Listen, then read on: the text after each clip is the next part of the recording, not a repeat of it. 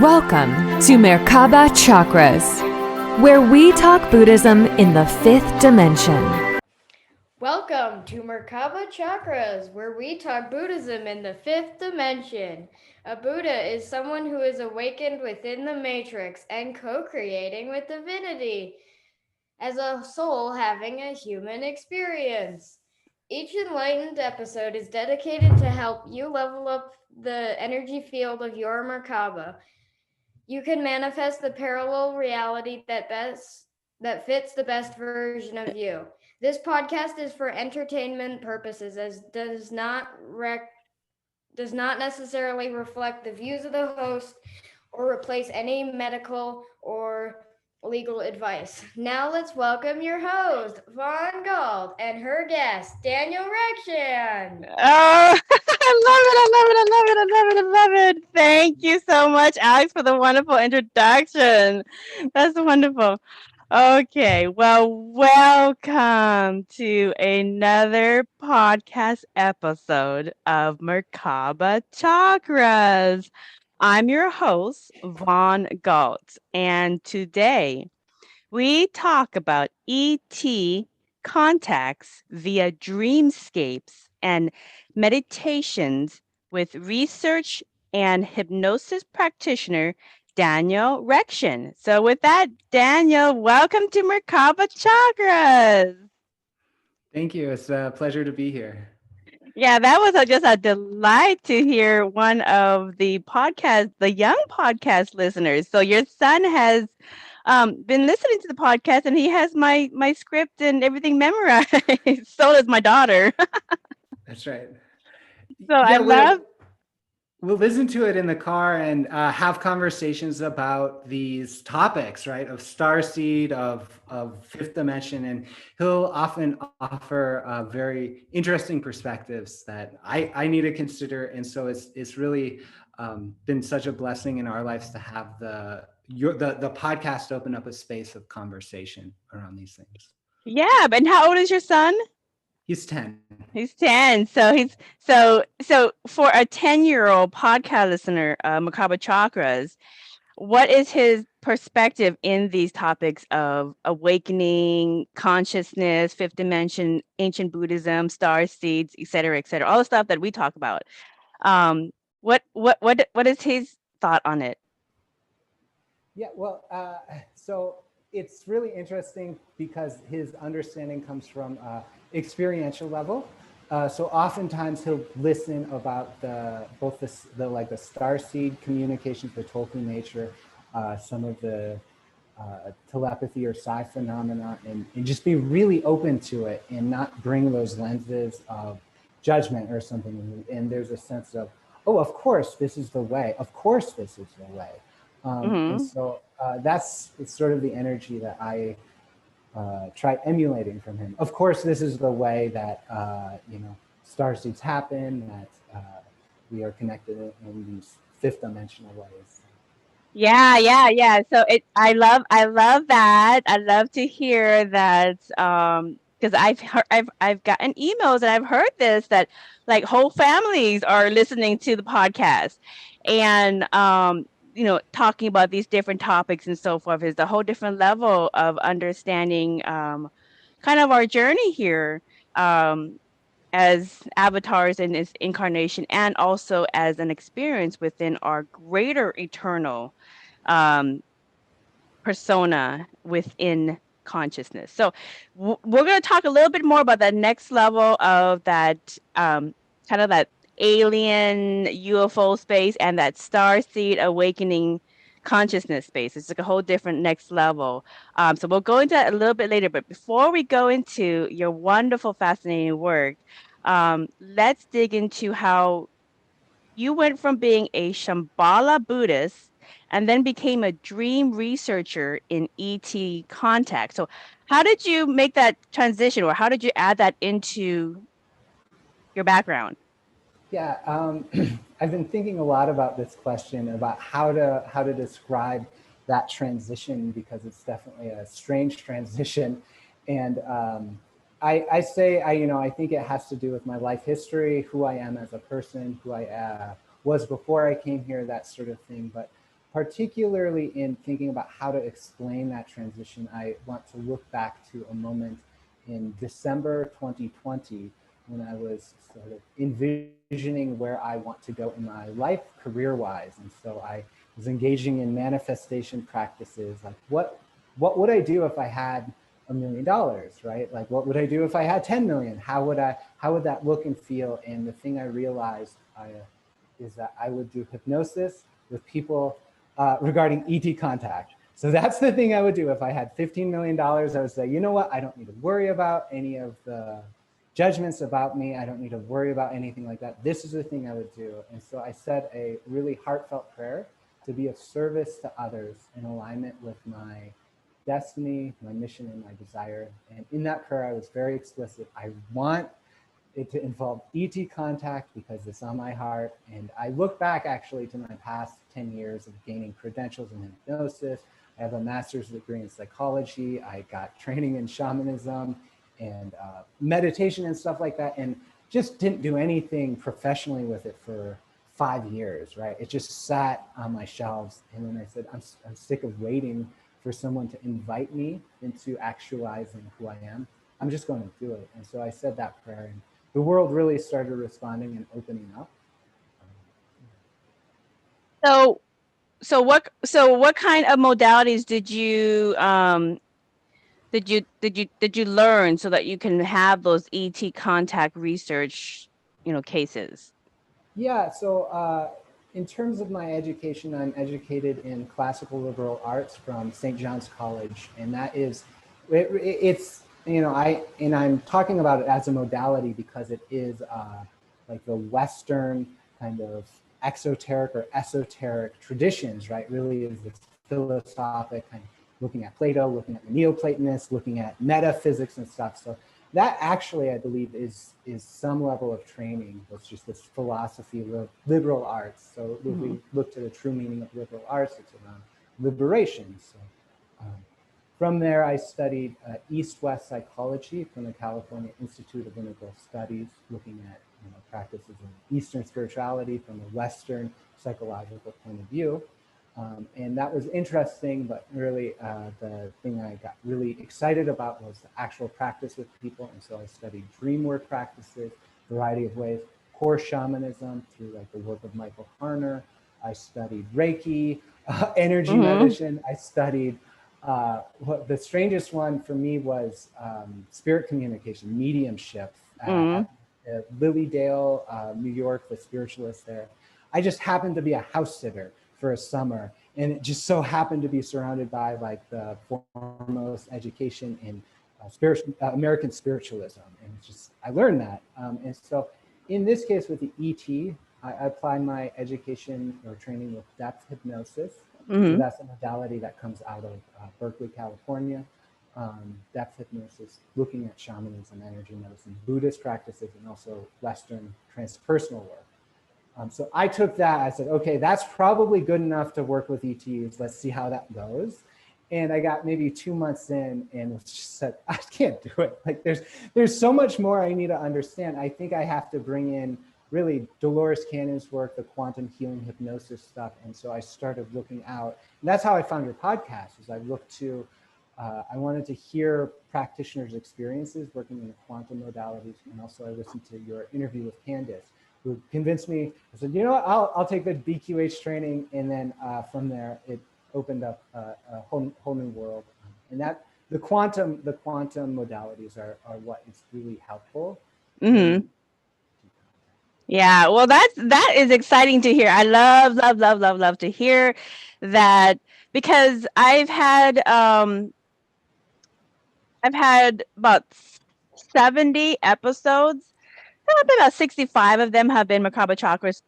The 5 have been current events, but I'm going back to the Merkaba Chakras because that is splitting off into a different podcast for that segment of audience with regarding current affairs. But about 65 of them are all energy medicine, different modalities. And my hope when I started it was to just show the world that there's very different ways all over the world that we can connect to Christ consciousness or the Christ light within us all, which is source, universe, whatever we want to call it. Buddhism calls it the crystalline consciousness or light, whatever you want to call it. But lots of different ways to connect to that, and everybody's at different levels of what their comfort is in making that connection. So, I have learned a lot of different modalities. I wanted to share a lot of the different modalities that I have learned to find that we were all finding different ways to connect to Christ consciousness within. And so it's nice to hear that the podcast listeners finally found one or two or five or 10 that they like. And a lot of them have something in common. They just love to learn metaphysics and find new ways to connect to the Christ light within. So I love to hear that. Now let's compare cases. So you're a hypnotist and you have a couple of different modalities, whether it's from your collegiate studies or whether it's from Dolores Cannon studies or BQH. You have a couple of different tools of hypnosis in your arsenal to use depending on the client, which is great because not every client is going to be responsive to a specific one because not all shoes fit exactly the same. And so I love that. So in terms of comparing cases, what are the common themes that you get in your hypnosis clients? I mean, because I know from my personal example, I always get Starseeds because I'm a life coach in the others on the other side, and I help plan a lot of the Starseeds lives, so it makes sense. But there might be a theme that you constantly get. What is your constant theme? Yeah, thank you for that. The experience of working with people in hypnosis and observing themes, that one of the first things I noticed after saying that prayer to be of service and having my clients start coming in was that there were themes. There were definite themes, and they had to do actually with me at first, right? They were inviting me to wake up in certain ways. And I started thinking about this in terms of a healer's journey. So understanding that as within, so without, as without, so within, those sorts of principles. And I started, at first was working with the stranger sort of missing time phenomena, these sorts of, like UFOs, the like imagine the 90s X-Files, the little grays coming to steal you from your bed, put probes in or whatever, and then blast your memories. Or the other theme I was working with was some more of the darker kind of covert human activities, which you might hear as like the MyLab style abductions. And those are I said, what is going on? Why am I receiving all these like dark stuff? I don't want to deal with it. And so it invited me to look within. And then as soon as I looked within and came to a place of healing within, around my commitments to being of service to others, around the purpose of integrating these experiences into a sense of embodiment of peace, love, and unity consciousness.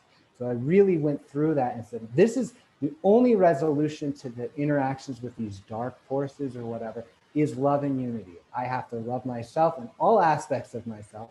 And one of the expressions of that love is kind of a universal forgiveness experience, not acceptance. I will not accept sort of certain behaviors unfolding in the world, but we can forgive it like we might forgive a child, sort of thing, and hold that understanding. And so once I achieve that understanding, it basically now I have this pattern of working with clients where it's like, oh, turns out you're a psychic, turns out you're a starseed, surprise, like let's work through that and activate you to do the purpose. So that's really the theme, is the psychic starseed with a purpose. Yeah. Right. So in these cases, so it sounds like the cases that you typically are receiving from the universe, I mean, you're going to get the normal, I just want to have a better career. I just want to, and that's normal. But then when you're doing the hypnosis or you're doing the meditation, hypnosis is just deep meditation in Buddhism. We have thousands of scripts and all of them work differently. So the hypnosis in different modalities like the Dolores Cannon, BQH, the classical hypnosis, they all different scripts. All they do is they put you into a certain framework of mind, and then you can connect to your consciousness and see the information that you need. So when you're working with these cases, you're saying that you commonly get abduction images, right, from your clients?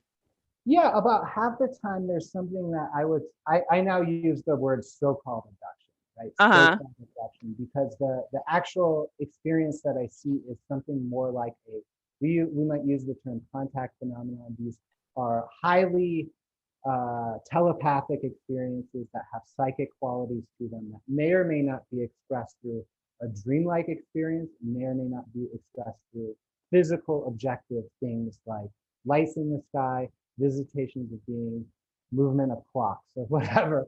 Right, right. So there are themes in that, and commonly people will say, I have this experience. It was 8 years ago, whatever. What it was like, give us some examples of, because I'll give you some examples of some of my Starseeds cases, which I can talk about because they already let me publish their audio on the podcast, so I've already done that on that playlist. So, but I can tell you some of the ones that I have, and I've also met through lucid dreaming that seem real, but I wake up out of it. But anyways, I've also met some of their star families as well, and so I could tell you some of that. But I want to hear, as another practitioner of hypnosis and meditation with these star seed clients, what are, like, tell us a case of one specifically that really stuck with you. Oh, that would be the first case.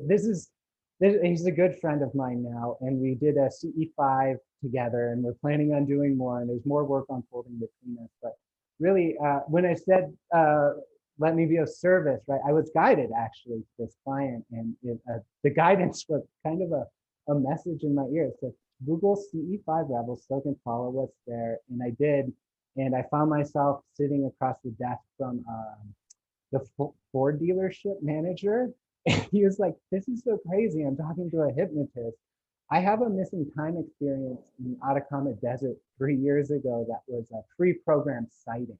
So this is a whole vast array. I'm not sure if you're familiar with the Rama missions or Ricardo Gonzalez or any of these names, but it's a sort of an effort to do human self-development work. And part of that involves the practical encounter with these beings. So it's not the purpose of these things whatsoever is to have interaction with these people. So anyways, he goes down there 3 years ago, has this experience that is filmed, is actually filmed of him leaving the camp and coming back an hour later going, I don't remember what happened for an hour. And people are freaking out. It's like you can tell something's happening.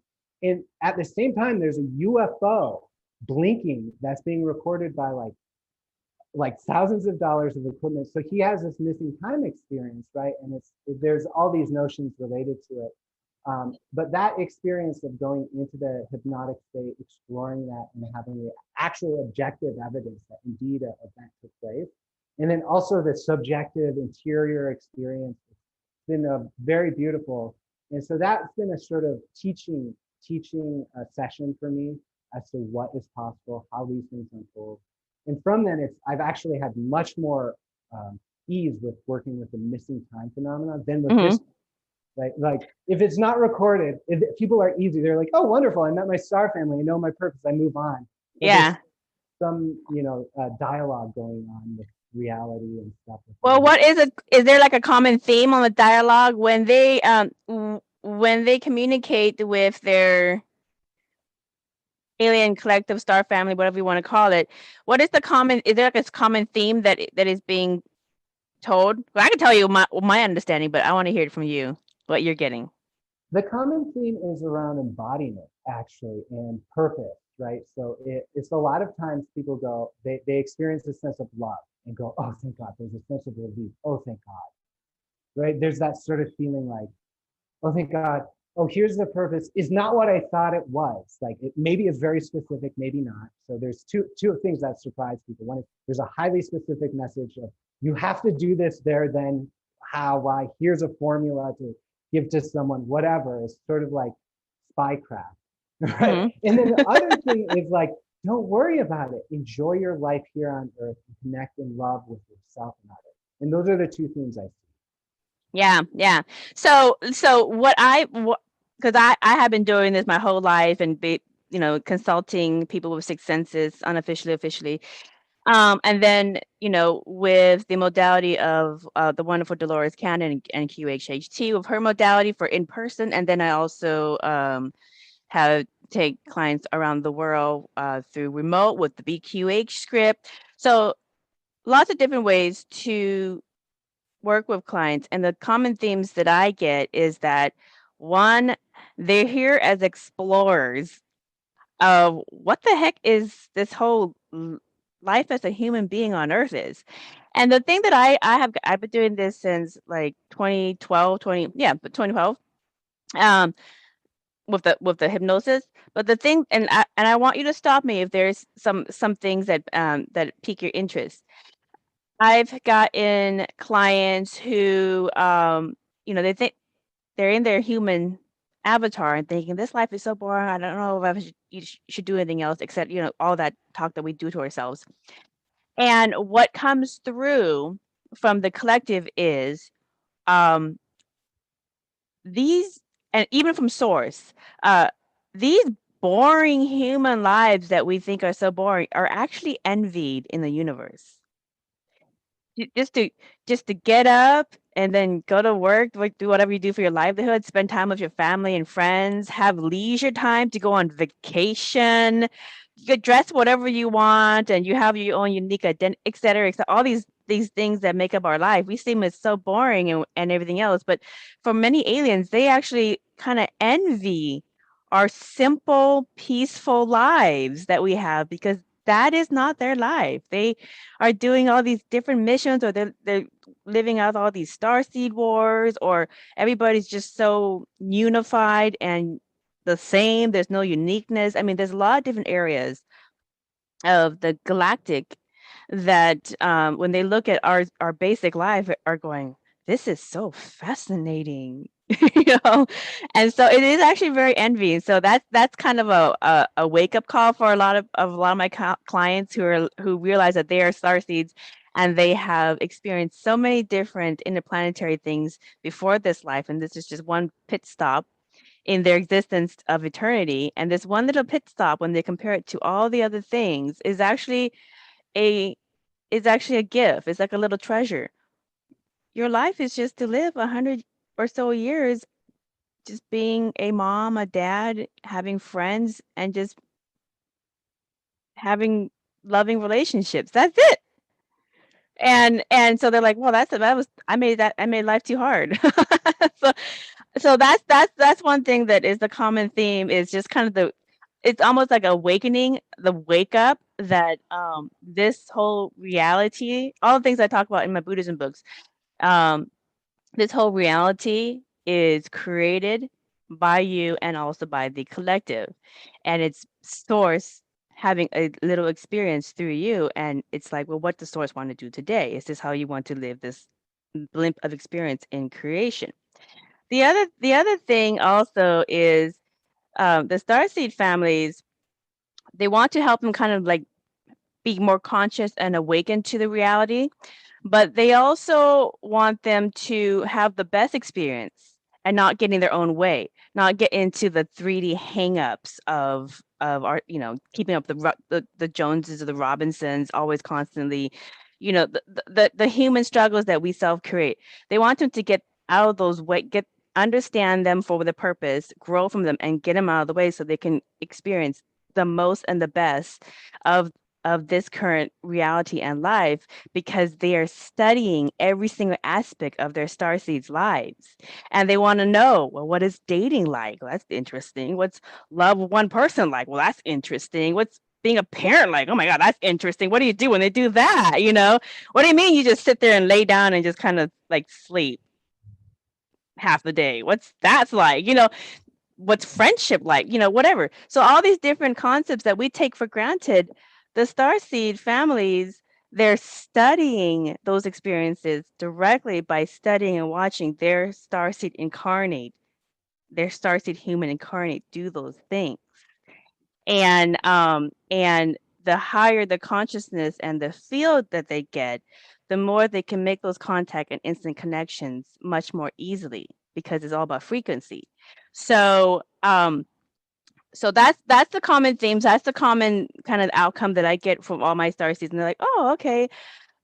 I figure out why I'm where I am. I get out of my own way, and now I want to know what to do with my six senses. How do I utilize that, et cetera, et cetera. So, what kind of six senses have your clients been awakening within themselves in this process through you as their facilitator? Okay. Yeah. So most of the six senses have to do with intuitive intuition, clairvoyant perception, clairaudience. There's generally some, I mean, nothing as exotic as like personal Mandala effect, which I've been very excited, just to even have that as a concept in my field thanks to your work. But the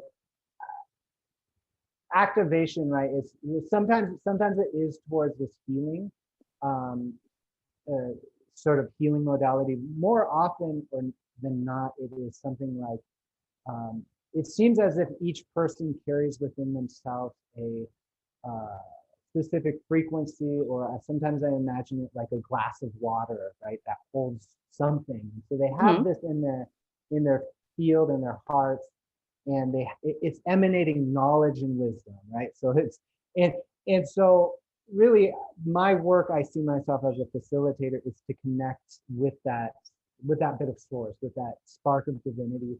In the sixth senses, whatever they are the means to that connection. So oftentimes we'll do an exploration within the hypnosis session. It's like, how are you getting knowledge, right? Like, how does knowledge come to you? Is it through audio? Is it through visual? Is it through feeling? Is it through knowing? What's going on? And so then we start isolate, going like, okay, this might be a clairvoyant, this might be clairaudient. Oh, you're telling me about your dreams. You're a dream walker, right? Like, I know that sort of thing. So, but in terms of the work I do with the sessions, I'm more focused around activating that sense of conviction and connection, right? I can feel one of my six senses, right? Is like when someone comes in, I know some, like if they speak from that point of view of intuition, and oftentimes they go like, I had this experience 4 years ago. I had missing time. But I had this dream, and I think this thing about it, but everyone else says it's crazy. I go, oh, no, you're perceiving that wisdom through your sixth sense. Let's activate that. Let's acknowledge that you have this intuitive perception, and go from it and view the world at. Right. Now let me ask you, Daniel, have you ever had any contact with any of your clients' collectives? Yeah, so Tell us about it. so in terms of the collectives, actually, you've been talking about the you sent over the question about in terms of lucid dream experiences. I actually have not.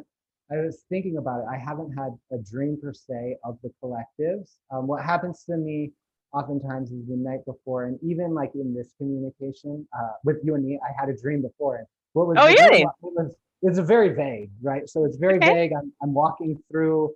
It feels like on Earth I have this expanded awareness of the atmosphere, and that's actually a quality of dream that I observe something, and then frequencies come in, and they don't have any concepts or whatever. It's just frequency. And I wake up and I just am with that frequency for a while and go, oh, all right, they must have communicated something. I'll just go from there. The actual communications I have with Wait. Now, so you had a dream prior to us connecting. You had a dream that you were talking to me, and my frequency just came into your perception. No, it was even more vague than that. And I'm bringing this up just to share with you my experience of how these collectives come and visit, and how wisdom comes through. A lot of times it's like I have like oh, that was a weird dream. Like all I remember is just sort of being outside or like in this space, and then knowledge or wisdom coming in, sort of this emotionality. What is that? What are those emotions? I don't know. What are these frequencies or knowledge? I don't actually know. And I used to try to like write it down and figure it out conceptually. And now I say, you know what? Whatever that was will inspire me at the right time to say the right thing. Right. Will be open in the right way. Yeah. Right. So, because the reason why I asked is because, so for me, not always, but I've had, like, I'll tell you an example. I had a client come in, and he's a starseed. He ended up being a starseed, and he was young adult in his early 20s, just trying to figure out life, like many young adults are. But anyways, so he came in, and before he had come in, I actually had a dream that there were these about 6 feet tall, 5 to 6 feet tall, gold energy beings. Just they looked like fire, but it was all gold, like just radiant gold fire energy beings. And they were in the bottom of my bed, and I woke up and I looked at them, and I didn't feel anything negative. I just was looking at them, and then one of them touched my foot, and I immediately woke up. All of a sudden, when I immediately woke up, they were not in my room. I was in my bed, but I immediately woke up when that golden energy being touched my leg, and I ran out into the hallway to try to find it, because I know my dreams. I've always been conscious of my dreams since I was little, and I have always changed my dreams within my dreams. If I didn't like something, and I learned this a long time ago when I was a kid, if I didn't like something that was tormenting in my dreams, I would automatically put like a fluffy bunny in there to go chase that, bully away or whatever the deal was. So I would always manipulate my dreams and just kind of just put something in there. So I remember everything. So I immediately woke up, ran into the hallway, didn't see anything. I was like, that was very interesting. The next day, my client came in, and one of his lifetimes he was a space explorer in a planet of those exact gold beings, and he had described exactly what they look like, and I'm talking to them through him, and they basically said, he's an explorer. He came to our planet, and we really wanted to help him with this lifetime because he is exploring what consciousness is like as a human and really struggling to understand how to get the best experience out of the human experience. So that's why we sent him to you, because you're going to rip the band-aid off him and send him on his way, which is my typical style. I'm not kind of the, oh, it's okay. I'm more like, no, it's not okay. Get on with it. So different styles for everybody. But anyway, so he came through, and we went through his stuff, and did his session. But that was one of the contexts I've had. Another one I had where I had a huge gray humanoid, and in my backyard, I'm feeling this really tall gray humanoid in my backyard, and I can't see it. And I'm looking around my backyard. This is one of a daytime, and this is kind of dusk, and I'm like, and I'm like, well, I can't see you, but I know you are there, because I just sense it, like there's a presence. And so so you're not revealing yourself, but you know whatever you need, just send it on as automatic telepathic communication. Send the information in my dream. I'm welcome to take any information in my dream, not in my waking state, because I already have a lot going on. But in my dream, when I'm in dreamland, sure, send the information, and I'll be happy to. And then I had another client, and she's a starseed, and her starseed family are these tall gray beings. And they actually exist within a dimension between our dimension and their dimension. That's how they can. And she was prompted to come to get a session with me because she always felt them. But one day she actually saw one in the hallway of her house, like physically saw one. She was not dreaming. And it scared her, and she ran off. And so she came to see me, and we had the conversation. I had a conversation with that collective, and they said, we don't know why she's able to see us. She's never able to see us. We just wander around invisible. She's never able to see us. For some reason, it was the first time she was ever able to see us, or what we actually look like, what she looks like in that form when she is one of us. And so we're not trying to scare her, and so we went over her whole lineage with that collective. And again, they're just studying what humans are like and what is the deal with humanity, because they don't understand ego, and they don't understand why we torture each other the way we do. Because if we knew the greater everything, then that would be such child's play. There's so much other things to do. So anyways, but they're just studying all her struggles and everything else, and just, they want to kind of help her out to kind of get out of her own way so she can create her best experience during this lifetime, so they can get the most information to study from her. She's kind of what do you call that when somebody's in mission, or Like a field agent. she's a field agent. Yes. All of these starseeds are field agents for their collectives. So, and they have different purposes. But anyway, she's a field agent, and they're just really, really trying to understand that. They're trying to understand humans. So when we get to the point where we're in a higher enough frequency to exist in physical, not in dreamscape, they at least know how to communicate and work with us and relate to us. Right now, we are alien to them. so, so I've had those, and those are just two examples. I had another one where I met humanoid mermaids Great. at my beach house.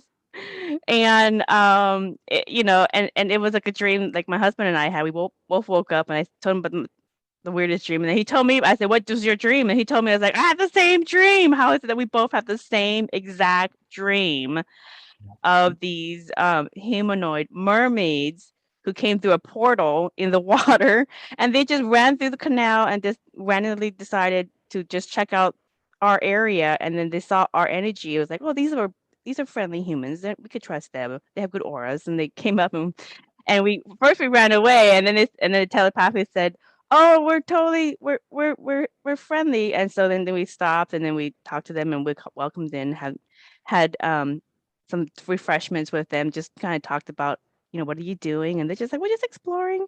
But anyways, I had a client who is from that mermaid collective from the Sirius constellation. So anyways, and again, another classic example, just trying to understand humanity. And this is the time in humanity where a lot of stuff goes down. So there's a lot to learn and get a crash course in a small bit of time. So those are the cases that I've had. And with the cases that you've had, have you talked to any of their collectives through the different modalities? Yeah, so one of the things that comes out for me oftentimes, right, in terms of the way I do the work is in the consultation session, I will invite them to do something like a dream incubation. So we go through like what hypnosis is. This is, like you just said, guided meditation, a set of scripts to relax, invitations, that sort of thing. And then I have a conversation about are they willing to have contact as a, if they're curious about Starseed, I often go, just so you know, like you have a team, and these are space people, right? People from space that have an agenda. And like you said, they're learning about us, and they also have personality, like they're sort of, it is kind of unfolding. They're not necessarily like what you might imagine 3,000-year advanced beings or whatever traveling in spaceships. They have they're relatable in a certain way, and also not relatable. So I go through that conversation. Say, are you willing to open these doors within yourself that you've sort of kept shut? That sort of thing. Yeah. And then I have that whole conversation, and at the end of it, I say, well, I'll invite you to do a session. Sounds like you want to, but in the next week or so, something will come up for you. A dream, a meditation, a feeling, a thought, whatever. And I'm going to ask you about it. So just be open to it, and just know that I'm going to ask you about a dream, a vision, or some other communication that will guide our session. And so after saying that, they say, okay, great, whatever. Like, let's do our session. But the session comes up, and invariably I say, all right, well, did you have a dream, a feeling, a meditation, or whatever? And they said, yeah, and I don't know how to make sense of it. And then we'll do something like a dream regression experience into it. Maybe we'll go straight into B2H type induction, whatever. But we'll enter that space of communication that's really active for them because of that dream experience.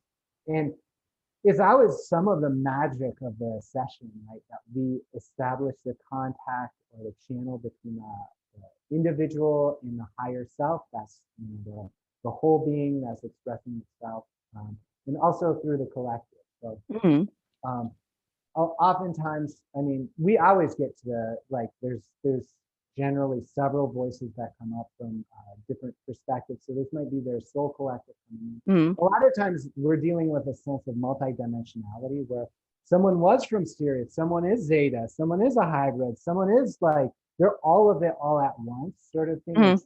Interrelate. And so what I see is councils showing up, a council of like an Andronoman and like got a Pleiadian. They're together, these tall and short beings, these energies, these physical, they're all there present. They're all like, they'll speak through the client, they'll speak directly. And that again is how they speak through the client depends on the client's sixth sense. Is it clairaudient? Is it knowing? Is it actual channeling, which is a wonderful experience, like channeling through the spoken word. Is it telepathic, that sort of thing. So that unfolds in every single session. Like I've not had a session that is around ET contact that doesn't have it.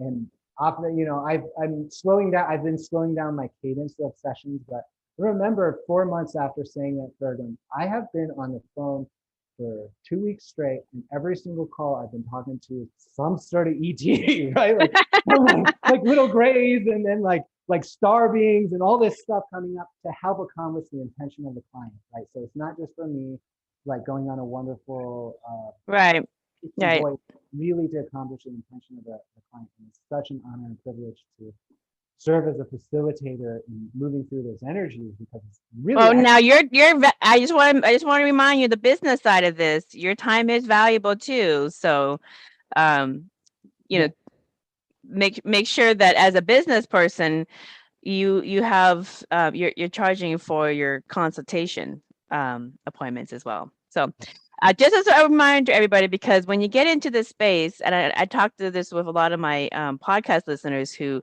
they listen to all the different episodes, they pick a modality and they run with it, and then they start getting clients, and it's so easy to go through hours and hours of just chitty chatter and never really book that appointment, or never really, like, you know, go get to the business aspects of it. So just a reminder for everybody about that. So when you're talking to your potential clients, as you're trying to as you're getting them booked, or as you are doing their sessions, and you're talking to their collective, is there like a theme that you get with their collective?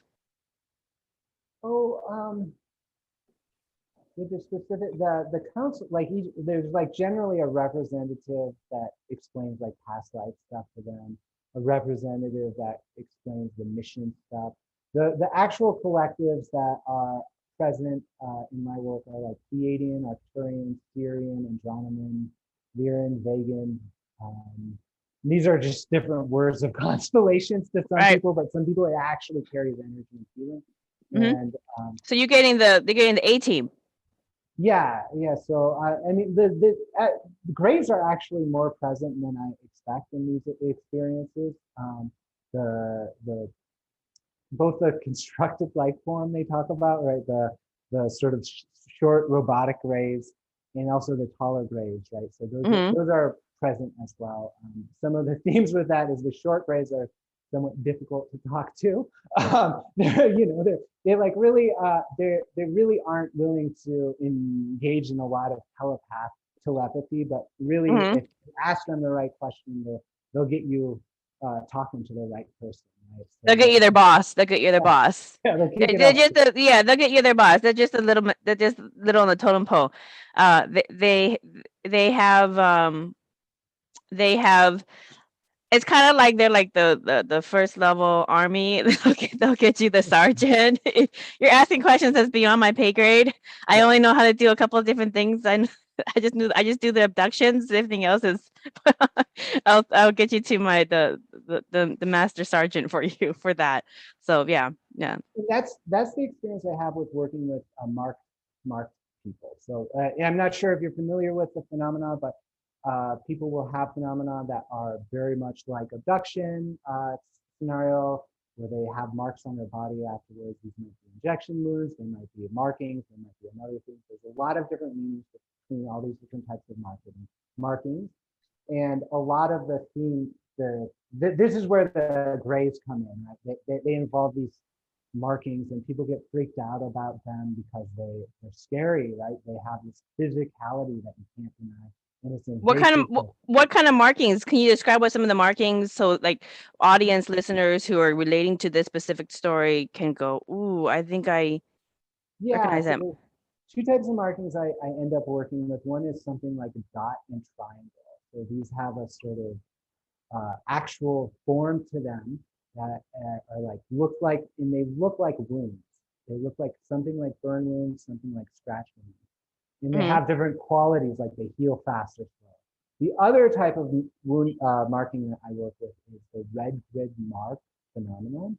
And this is a very fascinating phenomenon that it appears like a grid of dots, like 12 dots in a rectangular grid, or sometimes you see a circle pattern. A couple times you see these really beautiful crop circle-like things, but most of the time there's just a grid. And they are not raised, they're not indented, they're not itchy, they're not whatever, they're just red. You know, and so there's it's a mystery, right? And so yes, I had a client like that where he lifted his shirt up and there was this kind of like almost like a cosmic crop circle on his chest. It like literally his whole chest, and it was a little bit red, and it came up, and then it went. I was like, "What? Well, that's different. That's like I was like, that's like the best sun tan mark ever." It's too bad it didn't stay. It looked like a suntan mark, and it didn't stay. But because I've tried to get a camera to take a picture of it. But that was the only one and only time I ever saw something that elaborate on somebody's chest for a brief moment. But that's what I was asking about the marks. Like, what kind of marks do you typically see? Now, when you're doing research, do you like categorize some of this stuff? Like, well, this mark shows, and then this mark, so the people can like look at it, be like, ooh, I know that mark, or that one looks like the one that I have all of a sudden, or whatever. Well, that's a really good question, because I do have a lot of research side in this whole mission around citizen science and collecting data and analyzing it. But really, that's that I had thought, right, the purpose of science is to unfold truth and understand the world. And really, my understanding now is the purpose of all of these things is to embody the frequencies of peace, love, and unity. And that's it. So Yeah. in terms of That's so simple. This in science is because it's participatory. And you go, oh, you want to help? Yeah, it's like, so in terms of the red grid mark, it's like there's an invitation to do a survey, right? So if there's like a Facebook group, and I like offer some thoughts around that, but it's not necessarily like we need to prove anything, because people know the things that they know in their experiences. And if we can invite right people experience, we can invite that embodiment. Right. Yeah, I know you have a mobile app called DreamWell that people can get to kind of help them induce that dreamscape, so they can try to make that first contact with their the Starseeds family, or with whatever collective they're thinking about. And I do love your research on Exo Metaverse website. I think you said you did it with your brother and a couple other friends. All the website and the apps you guys are building. Yeah, so it's a little bit few different partnerships happening, and this is again something that was unfolding after that prayer I said, to be of service to others. I took this vision, I had this vision for web applications, citizen science, started working with a couple different teams actually to unfold it. So the DreamWell app, which you can see at dreamwellbewell.com, and is launching within a week or two as soon as it's ready. So it is a small team of about 6 people. And 2 of them are my brothers, and we're all actually, in fact, experts in the thing we're doing. So I'm an That's great. expert with dreams. My brother is an expert in app design and marketing and that sort of thing. He's working with a developer. We're working with a developer from one of the apps he worked on, which was App of the Year. So there's like a lot of excitement What around my. Starseed family is you and your brothers from? Are you Okay. Andromedans? So it's an interesting thing. I have a twin brother, and his name's William, and I'm Daniel. I have active knowledge of past lives. I have active knowledge of starseed connection. He doesn't. He has an earth vibration. So I have a star vibration. He has an earth vibration. It's probably just too much for him to try to get. Some people just want to focus. What like the white noise. I just need to focus. That's all I could do is focus on just the human consciousness at this time. But you have knowledge. So which starseed, which planet system is your original soul from? Originally, I would say it's from a sun, a star actually. It's a solar consciousness within the Pleiades. That Pleiades consciousness itself branched off aeons ago to different places, and now they're sort of coming back together in this awakening. Right. So it's an offshoot of the Pleiades dimension. I get a lot of Pleiadian starseeds as well, and you got that through your dream work and your different modalities about yourself. That's how you found out about yourself, right? Well, yeah, I mean, I learned, I observed, like when I was a kid, right? I set up I had a telescope, and I would set up my telescope, and you know anything about telescopes, you set it up to the North Star, and you arrange all of the gears around that sort of thing, so it can track the movements of the stars. I would actually set it up first to look at the Pleiades, and then make the calculation. So it was like, because I could find it and it felt like home to me. So that's I've had experiences like that throughout my life, and really coming to the understanding of what starseed is. It came up out of my experiences actually in Buddhism, so Shambala Buddhism, sitting for a month long in meditation, right? Like in letting these things sort of unfold. And I came to the conclusion after that something like Tulku is happening, something around intentional incarnation. And I actually thought, I entertained the notion for 3 months or something, that like the Tulku nature was so strong in the intentionality. I was like, was I a Lama in a past life? Was I from Tibet or something? This what it explains it. But then I like opened up to the Dolores Cannon stuff and saw the symptomology of like depression and not wanting to be in the world and that sort of thing. I from there I really, you know, I gotta accept this about myself. I did daily meditations to accept this knowledge, and embody it, and ground it into the earth. Right. Well, and you know, and the thing with like whether it's Shambhala Buddhism, Tibetan Buddhism, you know, all the different different offshoots that have come out. It's all just different ways of just seeing the holographic reality. The original base goes back to, and this is in a book research project I eventually get back into, goes back into Lemurian Buddhist folklores, which the original base of the Lemurian Buddhist folklores go back to the Starseed origins of the Dromedans, Arcturians, and a lot of these ancient folklore ancestries that came here, explored, started these different civilizations, and then over time, you know, we come to what we are now. But those folklore technologies and folklore ancestry still lives in the deep art of Buddhism.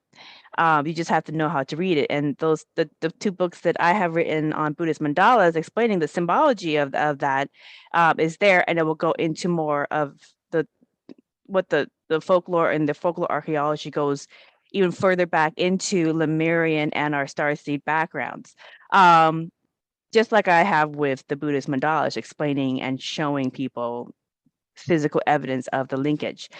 But the thing is that we're trying to get back into full circle to reconnect with our ancient ancestors. But in order to connect with our ancient ancestors, we have to be in a frequency in which we can communicate, see them, and they can see us without freaking us out. So, and that's where the consciousness comes into. We have to be in that field of consciousness to be able to comprehend this wealth of information. So it's kind of like finding out you're adopted. Some people freak out, like, oh my God. So it's kind of one of those mind blowers. So you have to be in a certain consciousness and maturity to be able to comprehend that, you know, maybe you were adopted, just as a basic explanation. So I love the mission statement that you guys do of Exo Metaverse. And I also was looking at that website and I saw that you guys made the leap from researching UFOs and aliens, and on the website it said that you guys had about 300,000 Reddit subs, whereas for the topic of Starseeds and spiritual awakening, there was about 6,700 Reddit subs, which is actually very common because many people from the previous generation of UFO and alien research is all about, you know, the spaceship and the aliens, like the physical basic 3D stuff. You know, that's been around, so it makes sense that there's a high interest in that. But the star seeds and the spiritual awakening aspect of it is very multidimensional because the senior aliens, the advanced ones, the very, very advanced ones, the ones who originally, according to Buddhist folklore, seeded us, like the Arcturians, the Lemurians, Pleiadians, all that kind of stuff. They this in a realm of multidimensionality, portals, consciousness, manipulating the hologram, and working with Christ consciousness in creating the hologram and navigating and living within the hologram. So these are very, very advanced topics that very few people can comprehend and understand.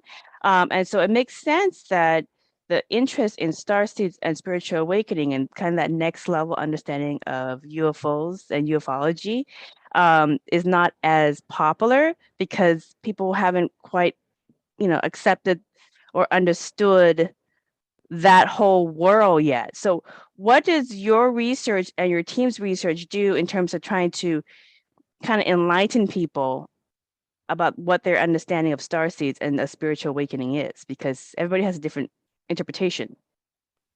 Yeah, thank you. Yeah, so the work with Exo Metaverse is unfolding with a team, and that is a team of beautiful researchers and participants and volunteers who are coming together, oftentimes through dream symbols, or they've been guided through, you know, so it's beautiful, and I just want to give credit to all of them. It's such an opportunity and a blessing to work with them. So our first strategy with like I said, it's a citizen science, so it's in an invitation for people to participate on their own and report back to us. So that's one form of research. The other form of research we're doing is looking at numbers, like how many people are on those subreddits. And we understand that it's important to look at those numbers because of the proportionality of the collective unconscious, right? If we 10 times that number of people interested in starseeds, like really something different will unfold as to where we've been. So that's one of the things we're just doing. We're just saying, hey, this is the size of the world right now. What if we made it bigger? And so we hope that it serves as an inspiration to people to see all of those charts. It's like ET stuff, starseed stuff, psychic awakening. They're all having this. In data analysis, they called it the hockey stick curve. Yeah. Which is the curve that all of the viral websites want. Right, so this is going viral. This is going to take over the world soon. Just looking at these things, it's the next big app. It's like psychic communication with your ET friends or whatever. That's the thing that's unfolding in these. Yeah. Well, it will be interesting because we added a new aspect to this, which is the transhumanism aspect of it. So there's some transhumanism aspects in humanity right now that is going to continue to grow and accelerate. And that will be interesting in how that factors in with Christ consciousness within our reality and within other collectives as well, because there's some advanced collectives do have a merge of consciousness in their consciousness technology, but yet they still maintain organic, most of like within the Starseed collectives of Arcturians and the Andromedans and Pleiadians, all the really ancient ones.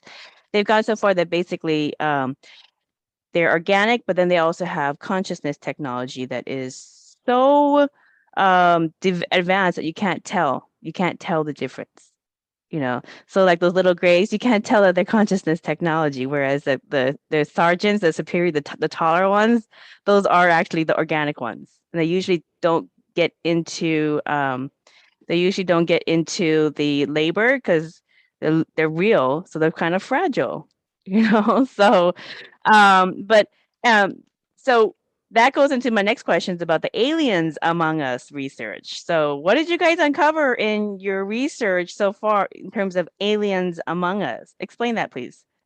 Yeah, so that refers, I believe you're looking at the numbers coming from the subreddit Alien Among Us. And so that I mean, that's all of these things are just like, hey, this is the size of the interest we're seeing. In that subreddit, we see a lot of sort of talk about shapeshifters and ETs being here, or also that kind of thing. So there's an interesting vibe to that, and I was interested by this question because of the experience I have personally had in working with people. Tell us. Stuff like that,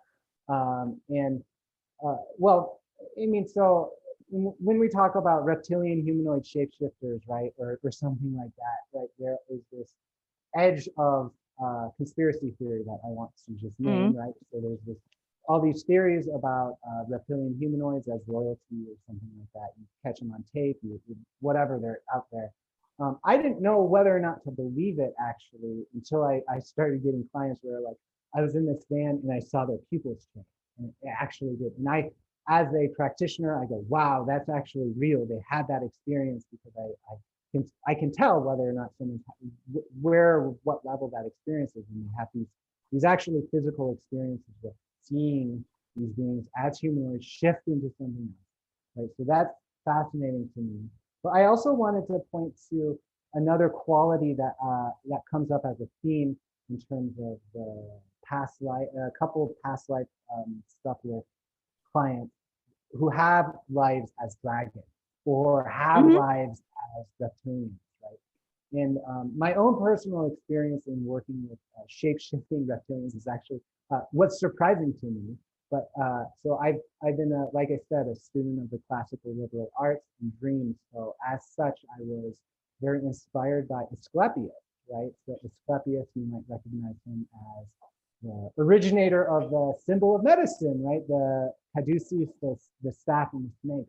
Asclepius is straight up a time traveling ET humanoid reptilian, right? Like that's what he is. He's like he's defined as a reptilian humanoid that transforms into different animal and human shapes.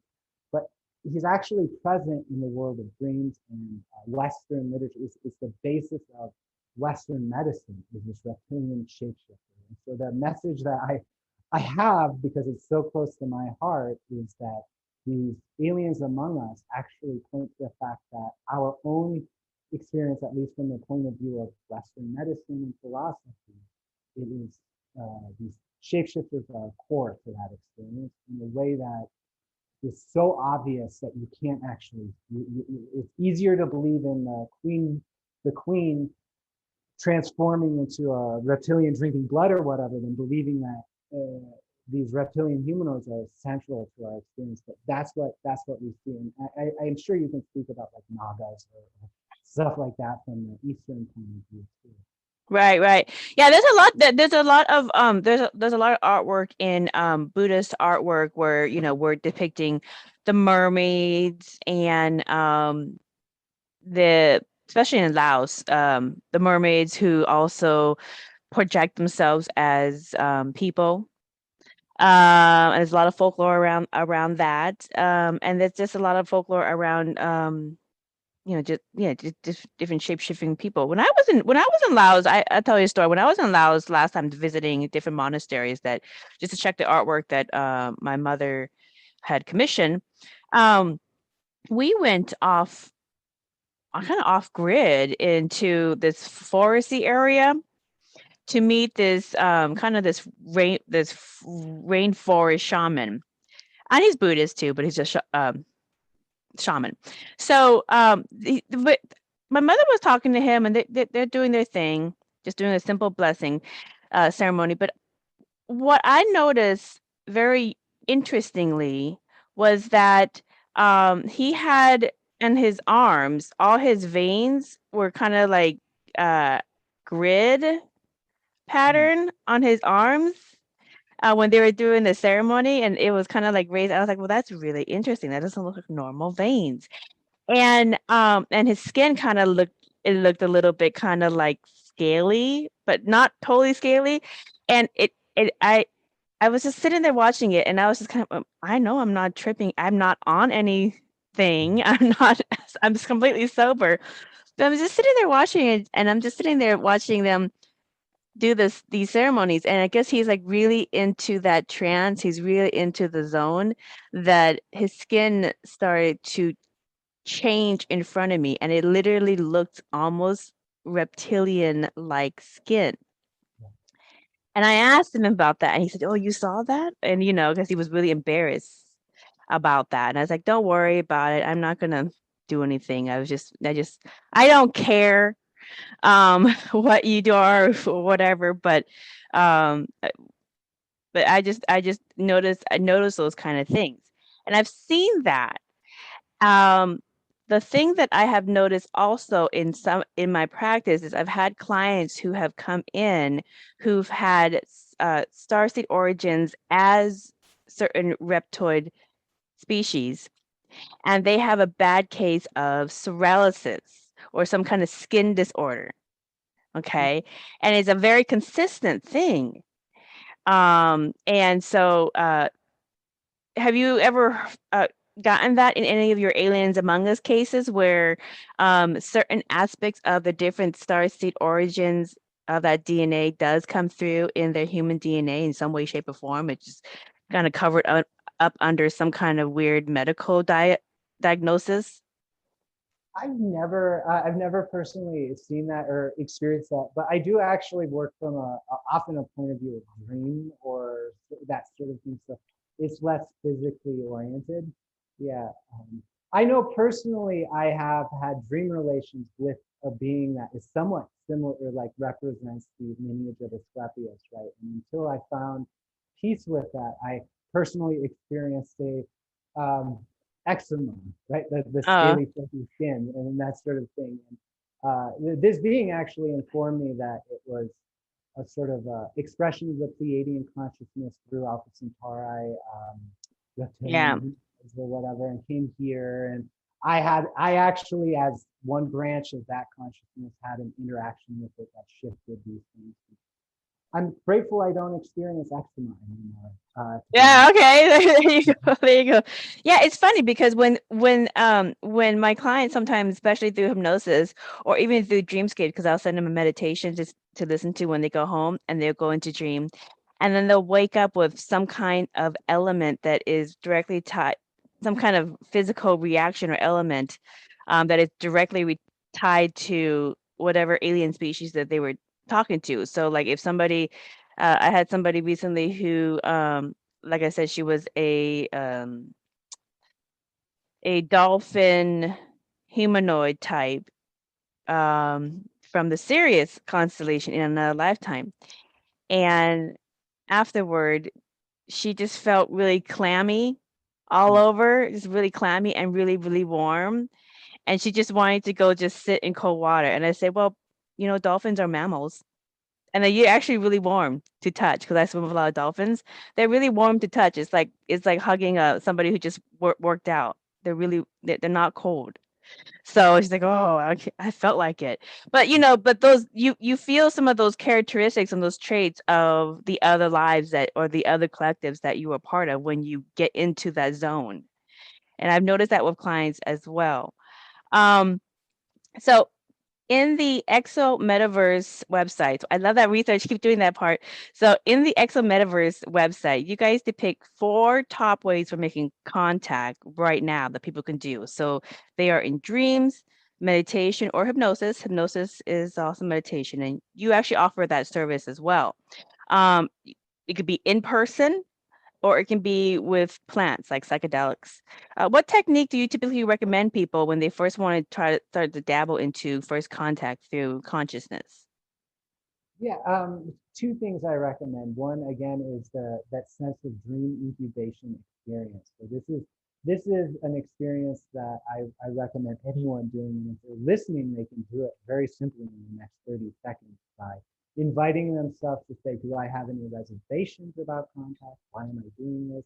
And accepting the fact that whatever motivation you have is probably good enough to make contact so long as it's heartfelt, right? So if you have a heartfelt desire to make contact, or even intellectually curious about that, you can do that. So saying, yes, I want to do that is step one.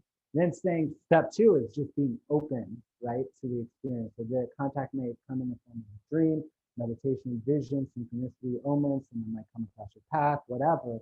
Be open to that. And the third step around that is building rapport. So that's around taking action upon that contact. And if your action is in alignment with principles of non-harm, with the cosmic law of one, so you're not impinging on anyone's free will, your actions sort of invite a deeper embodiment of this peace, love, unity consciousness, then first contact will be made simply by going through those steps. And if you want to do that, just simply make that commitment within yourself to go through those steps of inviting contact, opening up to it, and then doing something about it.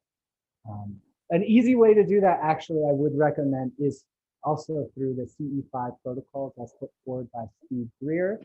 And just know that these protocols are actually much longer, have a much longer history than what was presented by Stephen Greer, but he is popularizing it, so we can use that term CE5 and sort of refer to human initiated contact. So that's simply probably a 5 to 10 minute meditation, reaching out, inviting contact, and observing what happens.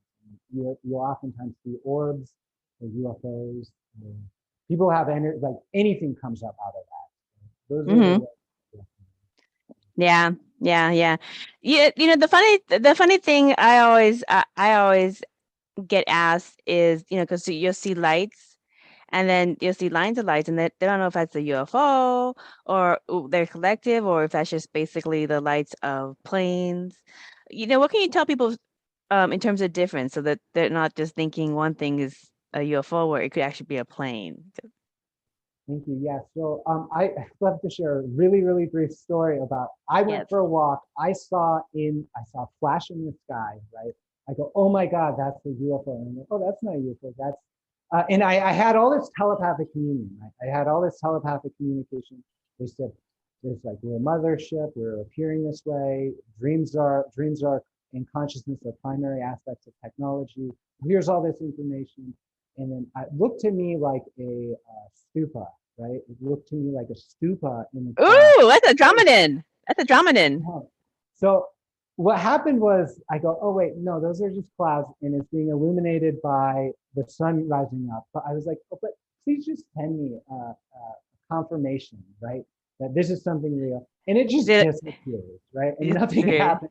I get back, and my wife goes, oh my God, I had this dream where I saw a big Buddha sculpture above a mountain, and at the base of it, Star Trek characters were explaining to me the nature of reality. And I was like, that's exactly, literally, more or less what happened to me with these clouds and light. So I would actually caution that the sense of, I would say the sense of both the openness to the telepathic communion, which is more or less absolutely a major component of a physical sighting. If I hear about a physical sighting, I actually want to know about the psychic communication That's actually more meaningful. We ask people about it.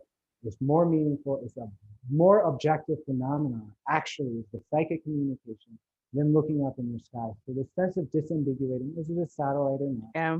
We need to know that when people perceive UFOs, two people of different frequencies may actually physically see two different types of craft, right?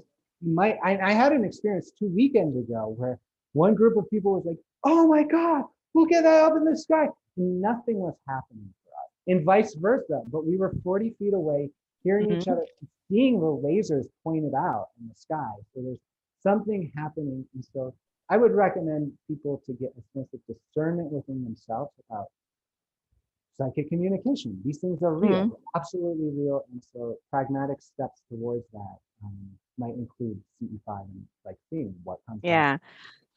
That's really, I'm kind of a little bit envious of you. You actually saw, you might have saw a Vimana, a Vimana craft, because they look the Vimana crafts in Hindu artwork is the kind of looks like the top of a Buddhist structure building. But that's a Vimana craft in Hinduism, and they are synonymous in Southeast Asian cultures, art history, in Buddhist art. But I typically see in the clouds when I'm, occasionally I see pyramid clouds. Have you seen pyramid clouds? So I can time travel pyramid clouds. No, I haven't.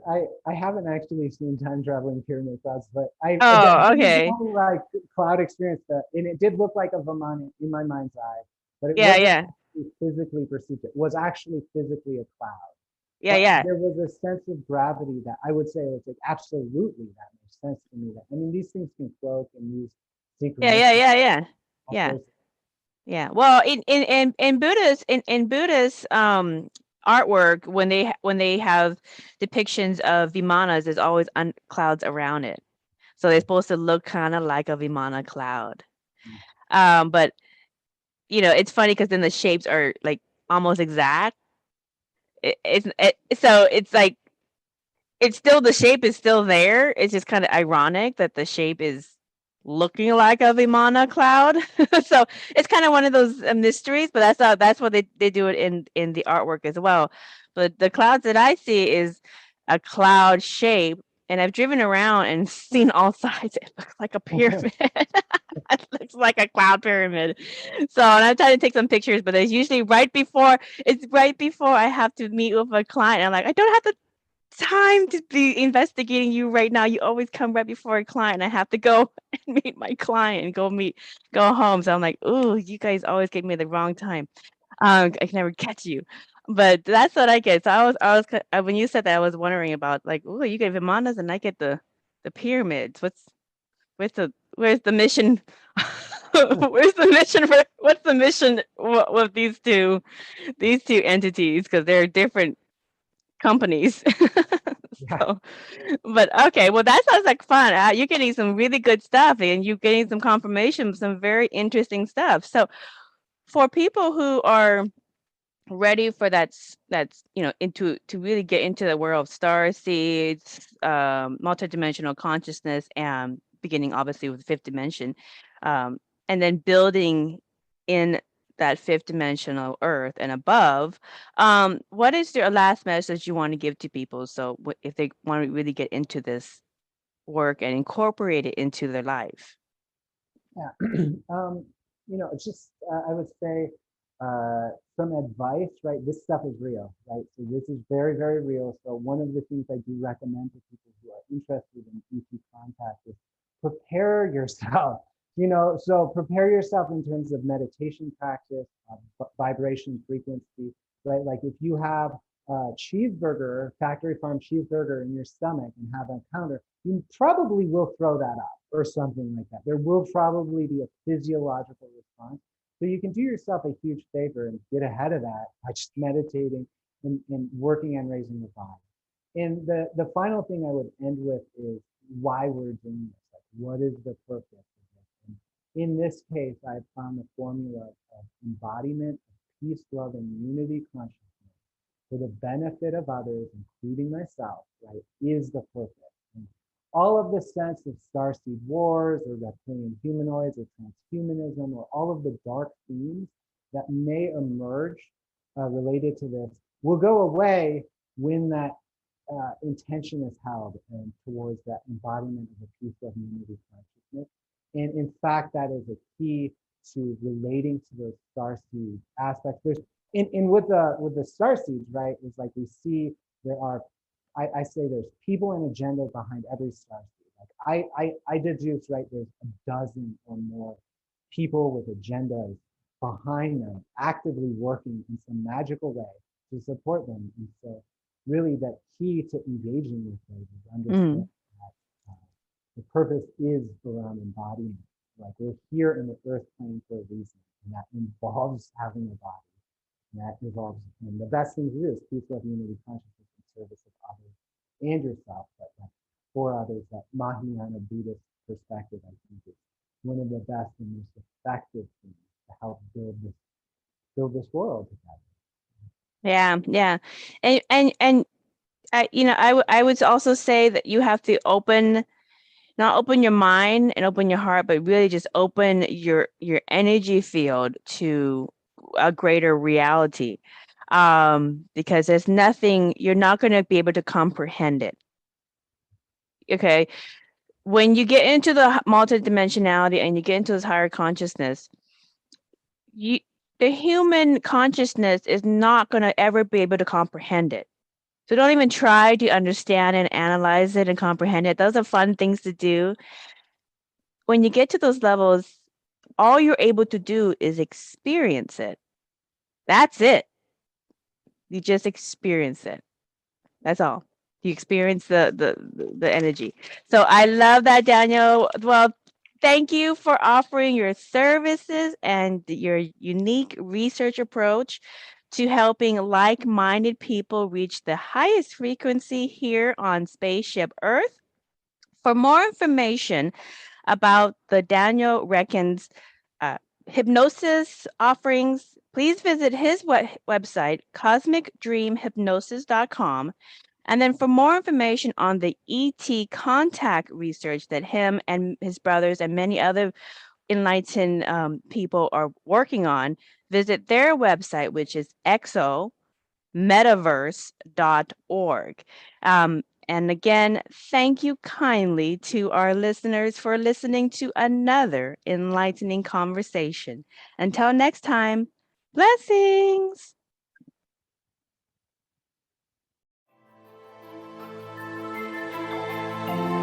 We hope you enjoyed this episode of Merkaba Chakras, where we talk Buddhism in the fifth dimension. For more information about today's guest, please go to the show description. For more information about Vaughn's metaphysical work, please go to merkabachakras.com. The views expressed today are for entertainment purposes and do not necessarily reflect the views of the host or replace any medical or legal advice. Don't forget to subscribe for more interviews about the fifth dimension. Until we meet again, blessings.